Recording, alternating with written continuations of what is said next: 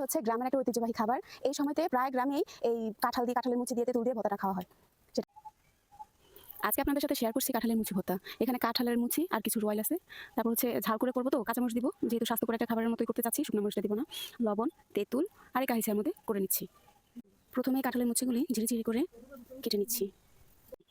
এই যে কাঁঠালের মুচিগুলি ঝিরিঝিরি করে কেটে নিচ্ছি, এখানে কতগুলি রয়েল দিয়ে দিব। তারপরে যে এক এক করে সব উপাদান দিয়ে দিচ্ছি। কাঁচামরিচ, ধনেপাতা দিলে একটু স্মেলটা ভালো হয়।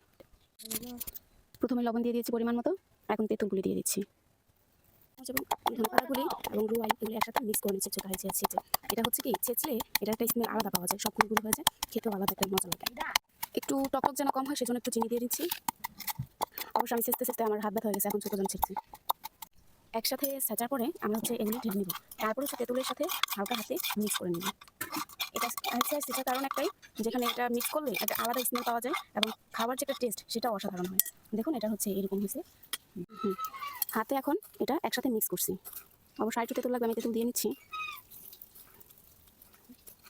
এই যে দেখুন আমাদের তেঁতুল ভর্তা হচ্ছে তেঁতুল এবং কাঁঠাল রোয়াল একসাথে মিক্স ভর্তা। এই হচ্ছে ফাইনাল লুকটা। খেতে কিন্তু অনেক মজা হয়েছে, স্মেলটাও খুব দারুণ। এখন একটা গ্রামে ভর্তা হলে আমরা গ্রামাঞ্চলে পাতার মধ্যে সাধারণত ভর্তাটা খেতে বেশ আনন্দ ভোগ করি। আমরা পাতাতেই দেখুন সব সমান ভাগ করে দিতে দিতে আমার ভাগে তারপরে কিছুই থাকবে না। কারো ভাগে বলে হয় না, সবার ভাগে কম পড়ছে।